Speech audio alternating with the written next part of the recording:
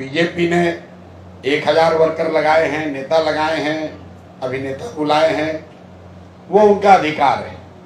लोकतंत्र में हर पार्टी को ये अधिकार है कि वो जितना ताकत लगाना है लगाए, जो भी लोकतांत्रिक तरीके से अलाउड है वो कर सकते हैं।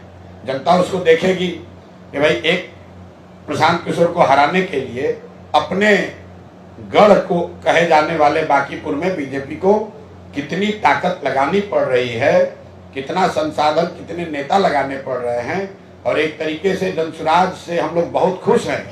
हम लोग इसको अपनी जीत मानते हैं कि जो भाजपा के नेता, सांसद, विधायक, मंत्री कल तक अपने क्षेत्र में नहीं जा रहे थे, कम से कम चुनाव परिणाम आने से पहले ही ये लोग बांकीपुर के जनता के पास जा तो रहे हैं।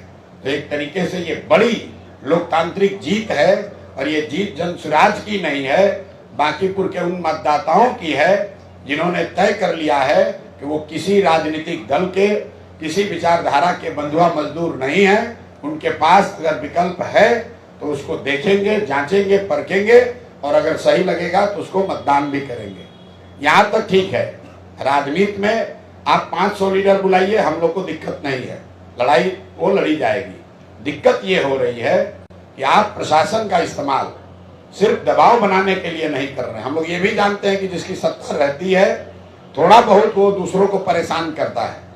आप यहाँ देखिए, जनसुराज के जो लोग होटलों में रुके हुए हैं, अपने खर्चा से भी आए हैं, अपना पैसा लगाकर कोई कार्यकर्ता पार्टी के लिए आया है, हर दिन होटलों में रेड हो रहा है। जरा हमको इलेक्शन कमीशन या प्रशासन ये बताए कि भाजपा के लीडर यहाँ पर क्या आकाश में रह रहे हैं? उन होटलों पर रेड क्यों नहीं हो रहा है? उनसे क्यों नहीं पूछा जा रहा है कि आपका बिल कौन दे रहा है? जो भाजपा के इतने लोग आए हैं, उनके रहने का, खाने का, उनके अमले का पैसा कौन दे रहा है? ये भी तो बताइए। लेकिन सबसे आगे जो कल घटना हुई है, पटना के डीएम ने जो ऑफिशियल ट्वीट करके ये फिर से वही घिनौना काम जो नवंबर 2025 में हुआ कि वोटरों के जागरूकता के नाम पर जो सरकार के हाफ पेड एम्प्लॉई हैं, जीविका दीदियां हैं, उनके जरिए फिर से महिलाओं तक पहुंच के उनको ये बताना कि अगर आप एनडीए को, भाजपा को वोट नहीं देंगे तो सरकारी सुविधाएं, आपका अनाज, आपका पेंशन, ये सब बंद कर दिया जाएगा। कल पूरे दिन हम लोग को ये सूचना आती रही है कि किस तरीके से जीविका दीदियां बैठके करके घर घर जाकर लोगों को बता रही हैं कि अगर आप भाजपा को वोट नहीं करेंगे तो आपका सरकार से मिलने वाली आपको सारी सुविधाएं बंद कर दी जाएंगी। और ये तब हुआ है जब डीएम ने अपने ऑफिशियल हैंडल से ये ट्वीट किया है कि जीविका की दीदियां यहाँ पर, और सिर्फ पटना की नहीं, पटना के इर्द गिर्द के कई इलाकों से जीविका दीदियों को यहाँ लगाया गया है और उनको ये जिम्मा दिया गया है कि घर घर वो जाएं और महिलाओं के बीच में बैठकर जागरूकता के नाम पर भाजपा के लिए वोट मांगे, उनको लालच दें, उनको डराएं। तो मैं इलेक्शन कमीशन से, हम लोग के साथी 2 बार मिले हैं, आज हम लोग फिर ऑब्जर्वर से मिलेंगे। उन्होंने जहां हमारे साथियों ने जो बताया है कि कल उन्होंने कहा है कि वो बिल्कुल आश्चर्यचकित हैं क्योंकि चुनाव में सरकारी कर्मचारी भाग ले सकते हैं, चुनाव में जनता भाग ले सकती है। अर्ध सरकारी जीविका की जो दीदियां हैं ये सरकारी कर्मचारी नहीं है और इनका चुनाव में इस तरह से भाग लेना, उनको ऑफिशियली हिस्सा बनाना, ये सरासर बेईमानी है बिहार के लोगों के साथ, लोकतंत्र के साथ और बांकीपुर के साथ। तो आज हम लोग इलेक्शन कमीशन के पास जाएंगे, उनको ये अंतिम 24 घंटे का मौका दे रहे हैं। अगर कल तक जीविका की दीदियों को पूरे इलेक्शन के प्रक्रिया से अलग नहीं किया गया तो कल हम लोग खुद पार्टी के सब लोग इंक्लूडिंग माई सेल्फ, हम लोग कल इलेक्शन कमीशन के सामने धरने पर बैठेंगे। ये हम लोग बर्दाश्त नहीं करने वाले हैं कि फिर वही कीजिए जो आपने नवंबर 2025 में किया। इलेक्शन कमीशन ये समझता है, यहाँ के पदाधिकारी ये समझते हैं कि डेलीगेशन आएगा, नोटिस देंगे, हम उसको इग्नोर कर देंगे, चुनाव जीत जाएंगे और फिर उसके बाद कहेंगे देखिए जनता हमारे पक्ष में है। भाई यहाँ पर भाजपा बिल्कुल हार रही है। अगर नहीं हार रहे हैं तो कल तक ये कह रहे थे कि कुत्ता बिल्ली को भी खड़ा करेंगे तो बांकीपुर जीत जाएंगे। आज इतनी घबराहट है कि पूरी की पूरी भाजपा लगी हुई है। लोग घर घर जा रहे हैं, किसी को समझाया जा रहा है, किसी को डराया जा रहा है, किसी को खरीदा जा रहा है, पैसा खुलेआम बांटा जा रहा है। ये सब हो रहा है, हम लोग इस पर ऑब्जेक्शन कर रहे हैं, लेकिन हम ये मानकर चलते हैं कि भाजपा ये सब करेगी।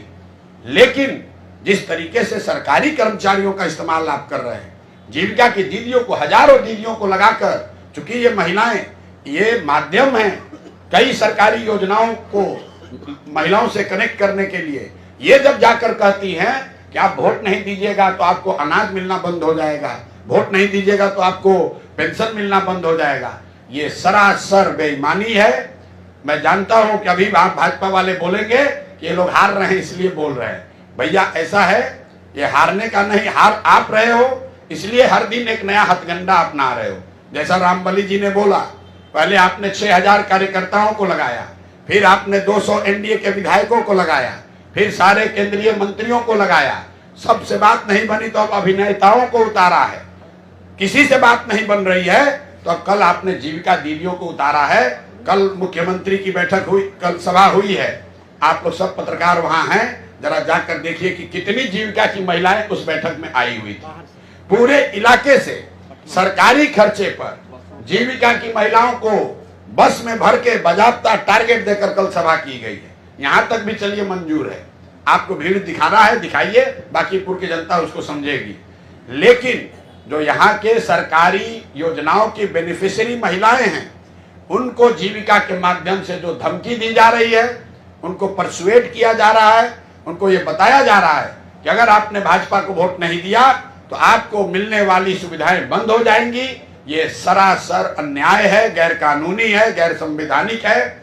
अगर चुनाव आयोग अगले 24 घंटे में इस पर संज्ञान नहीं लेता है, माननीय डीएम महोदय, अगर वो इसको अपने ट्वीट को हटाने से नहीं होगा, उनको ऑर्डर पास करना होगा कि कोई भी जीविका से जुड़ी हुई महिला, कोई भी कर्मचारी, सिर्फ जीविका नहीं, अर्ध सरकारी कोई भी कर्मचारी चुनाव आयोग के नियम के अनुसार चुनाव का हिस्सा नहीं हो सकता है। अगर वो क्लियरिटी आज लेटर नहीं इशू होगा तो कल हम लोग चुनाव आयोग के सामने धरने पर बैठेंगे। इस चुनाव का कोई मतलब नहीं है। अगर आप वोटर को आपने 25 में खरीदा, आज आप उसको धमका रहे हैं, चूंकि आप सरकार में हैं तो आप कह रहे हैं भैया नहीं दीजिएगा वोट, आपका योजना बंद कर देंगे, तो ये हम लोग को मंजूर नहीं है। आप इस खबर को चला सकते हैं कि अगर कल अभी से लेकर कल तक 24 घंटे में सभी गैर सरकारी कर्मचारियों को संवैधानिक कानून के मुताबिक अगर उनको चुनाव की प्रक्रिया से अलग नहीं किया गया तो हम लोग कल चुनाव आयोग के सामने धरने पर बैठेंगे। चुनाव आयोग को आज इसका संज्ञान लेना ही होगा। डीएम को ऑफिशियल चिट्ठी लिखकर ये जारी करना होगा कि किसी भी हालत में गैर सरकारी और अर्ध सरकारी कर्मचारी चुनाव का हिस्सा नहीं हो सकते हैं। स्कूल का बस्ता छाप पर बटन दबाकर कीजिए बिहार में बदलाव की शुरुआत।